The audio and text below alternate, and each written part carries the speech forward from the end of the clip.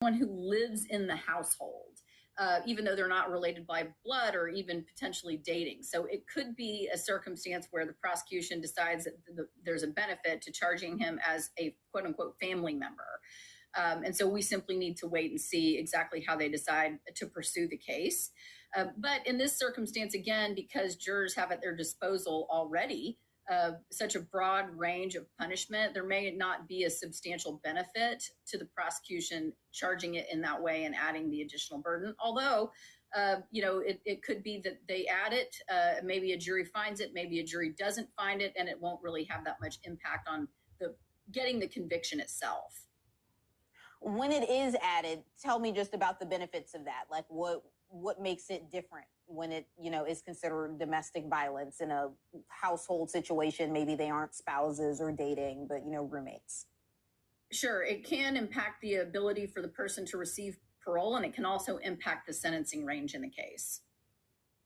Okay, so in this case, we've seen or we've read some of the evidence according to police, but what kind of evidence would investigators likely collect in a case like this in order to get that conviction that they're looking for? So what they're doing is going out to the scene and trying to reconstruct as much as they possibly can without having to rely on the only eyewitness who's there. Unfortunately, the person who was the victim in this case passed away and cannot speak for herself.